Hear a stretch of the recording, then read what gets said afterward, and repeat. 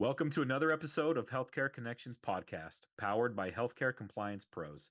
I am your host, Jeremy Winn. Our purpose for this podcast is to introduce you to key topics and experts in the healthcare industry to ensure you have what you need to successfully manage your practice. Please subscribe and follow us on our social media channels to make sure you don't miss any new episodes. If you have recommendations for guests or topics for this podcast, email me at jwin@hcp.md. With that, enjoy this episode of the Healthcare Connections podcast. Hello and welcome to another episode of the Healthcare Connections podcast. I'm your host, Jeremy Winn, the Director of Sales here at Healthcare Compliance Pros. We've got a return guest with us today. We got Chad Schiffman. He's the Director of Compliance and Risk Management here at Healthcare Compliance Pros. And more informally, we know him as the bouncer here for HCP. So welcome, Chad. Excited to have you on again. Yeah, Jeremy, excited to be back. Awesome. So this is going to be unique. We're going to do a two-part series here, Chad and I. And this first part, we want to talk about a recent settlement that just came out from HHS. There's a lot of great information in there that I think will be helpful for our listeners. And then we're going to follow that up with a part two. We're anticipating and awaiting some additional comments to come out on the proposed security rule change. So we're going to spend some time on that. Once those comments come out, we're going to jump back into that and follow up on the settlement conversation today and how that ties into some of the security rule changes and updates there. So, Chad, we're excited to get started on that. Absolutely. Looking forward to it. I think one of the most fascinating things with this particular incident is it's a report that happened back in January of 2020 when the report was submitted from an incident that happened in June of 2019. So pretty obvious that HHS and OCR is still getting caught up on what appears to be a backlog of these types of incidents. Absolutely. Yeah, that's what, 5 to 6 years ago now. And, that's even pre-COVID when they first, I guess, when it happened. And that seems like forever ago. Right, back when Trump was here during his first administration. That's true. And here we are on his second, or as he might have you think, the third. It's interesting. So with this settlement, so there's a health network. They settle with HHS, OCR in the amount of $600,000, and it was due to a phishing attack that resulted in a breach. So you kind of gave us the timeline of when this really started, but jump into what resulted in this, what led up to it, and then if you could give us some insight on what some of the violations were. Yeah, so apparently there was a breach back in June of 2019 where a phishing attack compromised 45 email inboxes of or email accounts, I guess, of some employees within this organization. And as part of that, they recognized that just under 190,000 individuals' information, or EPHI, was compromised. Oh, wow. Which a significant amount.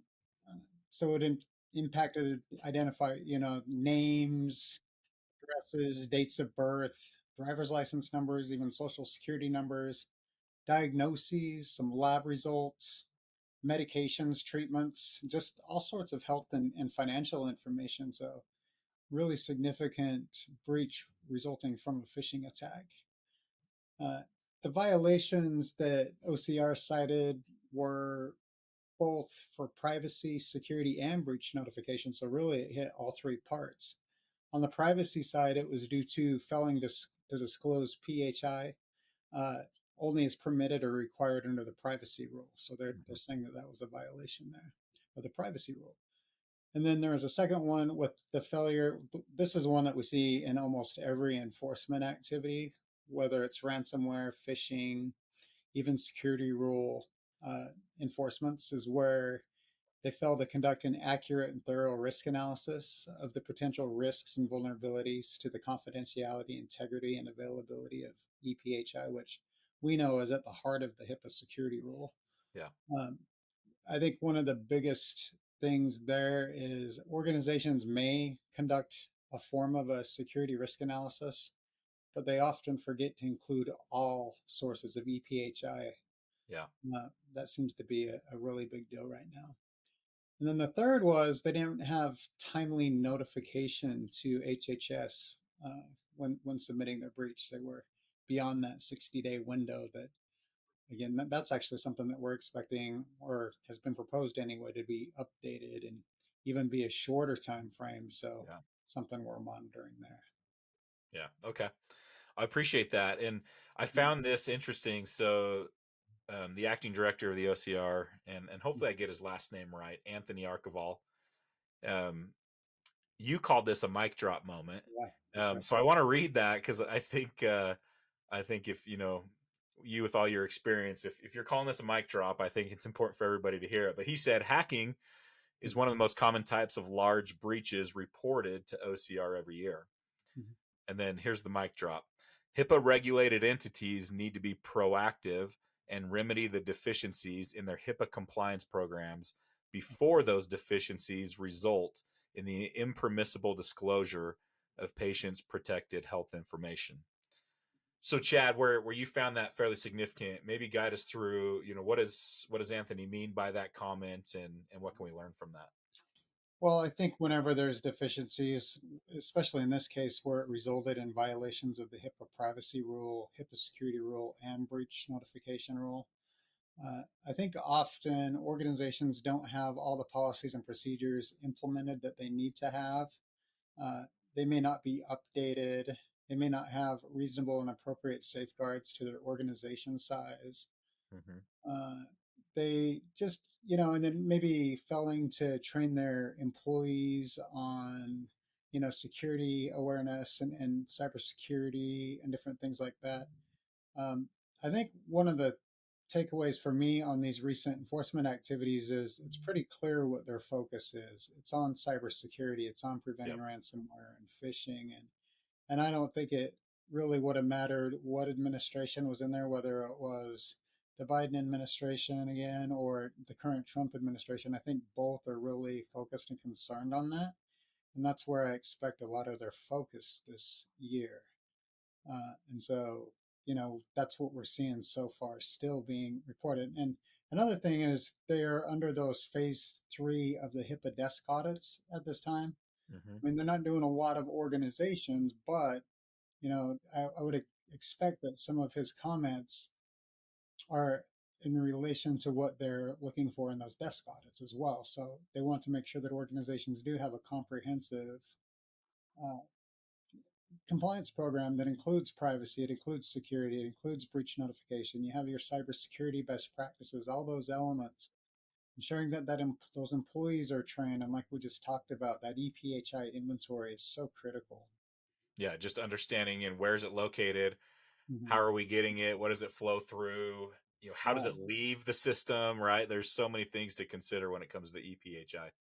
And then from there, it's the risk analysis is supposed to consider that and be based off of the EPHI inventory. And I think that's sometimes one of the biggest misunderstandings for organizations is it's real easy to jump forward to the what we call the gap assessment piece where you're looking at more like, yeah, we have these policies, we have these Mm-hmm. procedures, and we think we're doing all the stuff that we need to do on that part, but they forget to really think about that entire EPHI inventory.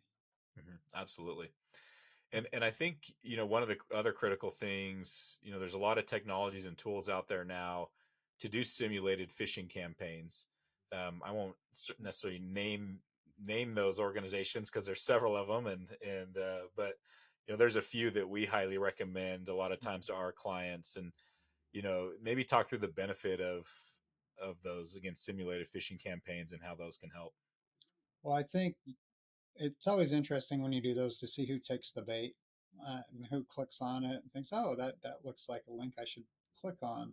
Mm-hmm. And so learning who maybe the risks are within an organization. I mean, not to target them, but just so that you can provide some education to them to reduce something more significant from happening in the future. Because it's real easy to get tricked. These bad actors are getting real creative. I mean, we've even seen it hit our organization Yep. where our CEO, our we all get some sort of targeted campaign, and it's like, geez, they think they're getting tricky. So I think the benefit is training the workforce to identify what's suspicious, what not to click on, and how to report those and handle those so that you don't impact your organization and potentially your clients as well.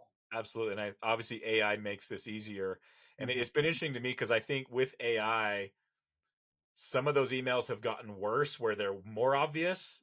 Right. But then on the other side, there's been some that have gotten so good that I've had to look really deeply a few times to say, okay, is this? I think this is phishing, Hmm. but I've got to really dig in it and look. There's less middle ground, and some have gotten just so bad that they're so obvious because they're just getting them out quick.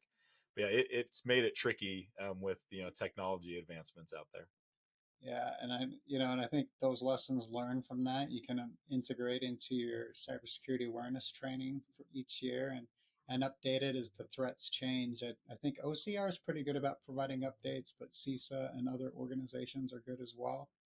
I think it's important to stay on top of what's current and those threats. Absolutely. So as we get ready for part two of this, when are we anticipating some of those additional comments to come out? Anytime now. I mean, they're reviewing all the comments. That's one of the things that we do know, and so I wanted to it's interesting timing because we're getting through April right now, and it seems like towards the tail end of April is when some of these comments start to come out from HHS historically. Uh, I don't know that we would see what we're really going to see, other than I really do think we're going to. I don't know if I to call it my tinfoil hat again would be simply a lot of cybersecurity focus. I don't know that certain provisions that were proposed can possibly be implemented, Yeah. or perhaps I'll even go back to the drawing board. But regardless of what happens, I do feel like cybersecurity is going to be at the top of the list no matter what. Even if they do away with this completely, there would be some sort of guidance that comes out for cybersecurity. Okay. Well, Chad, thank you for giving us an update on this settlement and then some insights Yeah. as we look forward to part two and we follow up after these comments to talk about what potential updates we may be seeing, anticipating looking forward. And then finally, before we go, I've just got to mention you alerted me to this musical duet from the 60s called Chad and Jeremy. And Right, right. I think it's only appropriate that as we exit on this video, that Josie, who does an amazing job editing these, maybe she can throw in a little bit of music from Chad and Jeremy. Right. Some classics right there. Okay, well, the 60s are going to come back to life here Right. shortly. So I guess one of their big hits was called A Summer Song. So I Yeah. just started listening to it this morning when you alerted me. So Chad and Jeremy here signing off and looking forward to part two. Thanks, Chad, for being on. Yeah, you're welcome. Thanks for having me. Yep. Thank you for tuning in to this episode of the Healthcare Connections podcast. For more information on the topic we covered today, you can reach out to me or to our guest. For any additional information on healthcare compliance pros, feel free to email me at jwin@hcp.md. Don't forget to tune in next week. Thank you.